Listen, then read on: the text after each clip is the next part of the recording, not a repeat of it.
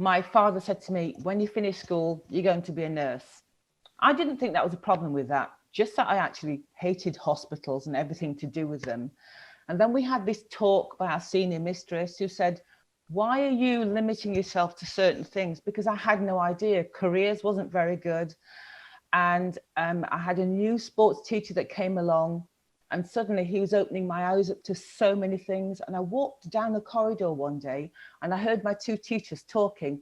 She'd make a great RS teacher, that's religious studies. No, I think she'd make a great sports teacher. And as I walked past and I thought, they're talking about me. Oh, wow, I can do this. I went home, I said to my dad, that's what I'm going to be. I'm going to be a teacher. And he was a typical Caribbean in terms of male perspective. And he said, no, you're not. But as a small child, I'd always have this kind of conversation with my father when he said, boys do this and girls do that. I'd go out my way to prove that as a girl, I can do that too. And once I had my mindset and I thought, no, I'm going to be a teacher. I know I'm going to be good. They've said I can do it. So therefore I can do it. That's awesome. Awesome.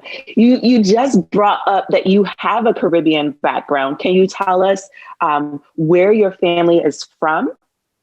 Yes, both my parents are or were Jamaican, and they came over here in the kind of the Windrush era.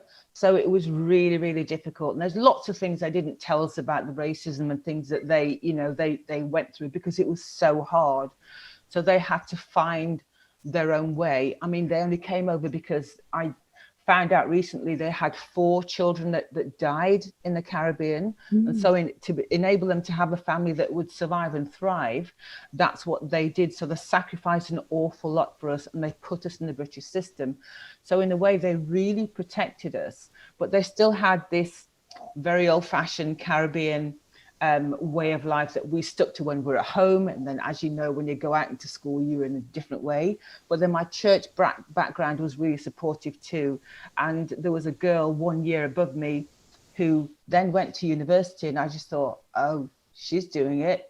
I can do that too. So we all need somebody that we need to look up to break that mold and think, if they can do it, we can too.